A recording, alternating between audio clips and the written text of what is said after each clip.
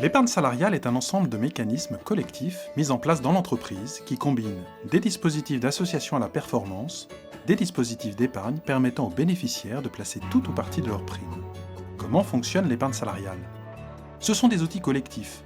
Ils concernent tous les dirigeants et salariés dans les entreprises ayant au minimum un salarié. Le fonctionnement est simple, il y a les flux et les stocks. Voici Sophie. Dans son entreprise, elle bénéficie de primes d'intéressement et de participation. Elle peut choisir d'encaisser ses primes directement et dans ce cas, elle paiera un impôt sur le revenu. Ou elle peut choisir de l'investir dans le plan d'épargne d'entreprise et bénéficier des exonérations fiscales.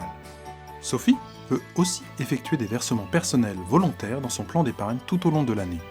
Attention, les versements dans le plan d'épargne sont limités à un plafond correspondant au quart de la rémunération annuelle. Et si l'entreprise l'a prévu dans son règlement de plan, elle pourra même bénéficier d'un abondement dans son plan d'épargne, c'est-à-dire que son entreprise va ajouter un versement complémentaire au sien. Cet abondement représentera pour elle une rémunération différée, sans impôt et allégée en charge. Tous ces flux alimentent deux types de véhicules d'épargne. Le PE, plan d'épargne d'entreprise, d'une part, où l'argent est bloqué pendant 5 ans glissants, et le PERCO, plan d'épargne retraite collectif, où l'argent est bloqué jusqu'au départ à la retraite. Sophie est libre de verser dans l'une ou l'autre de ces deux enveloppes. Des cas de déblocage anticipé sont prévus, comme par exemple l'achat de la résidence principale, ce qui fait de l'épargne salariale une des solutions d'épargne les plus souples. Au moment de la sortie, le PE sort en capital exonéré d'impôt sur les plus-values, hors CSG, CRDS et prélèvements sociaux.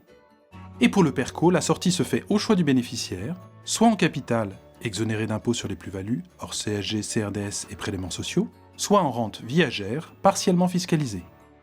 Grâce à ces exonérations fiscales et sociales, l'épargne salariale bénéficie d'une efficacité forte par rapport aux autres systèmes de rémunération et d'épargne, ce qui en fait son attractivité.